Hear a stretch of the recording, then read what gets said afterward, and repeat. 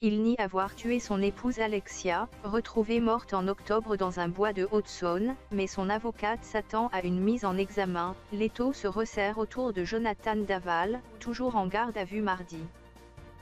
Je m'attends à une mise en examen, a déclaré à la presse Maître Ornella Spatafora, à l'issue d'une nouvelle audition de M. Daval ayant duré 4 heures.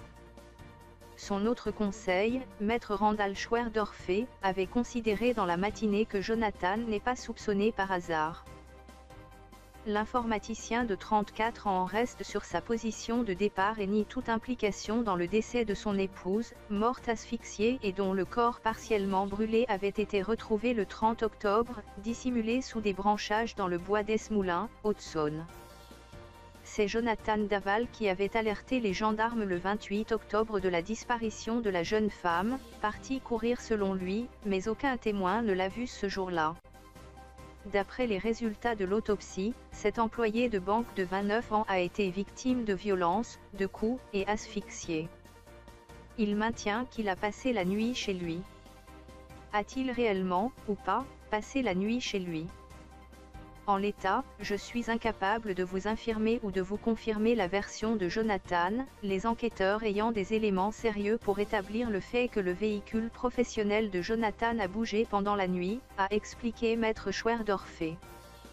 Pour lui, l'étau se resserre violemment autour de son client, qui est la première personne placée en garde à vue dans cette affaire.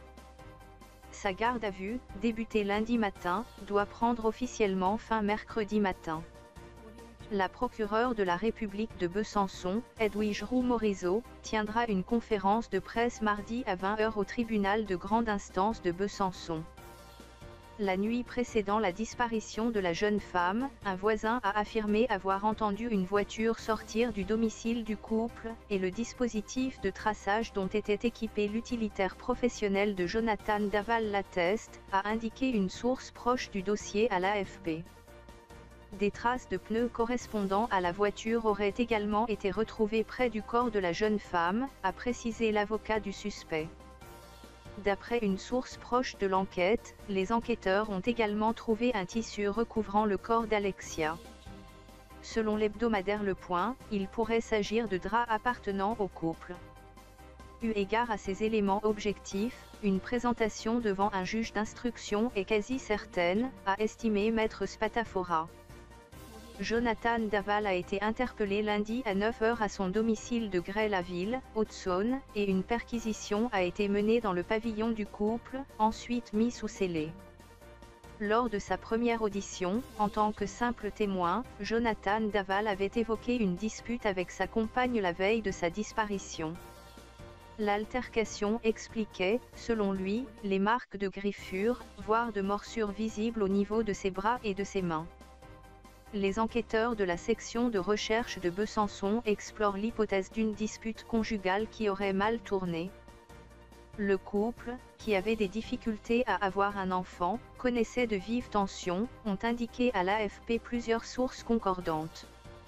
Les enquêteurs ont entendu plus de 200 personnes depuis la découverte du corps d'Alexia Daval et écarté de nombreuses pistes, dont celle d'un délinquant sexuel ou d'un éventuel amant de la victime.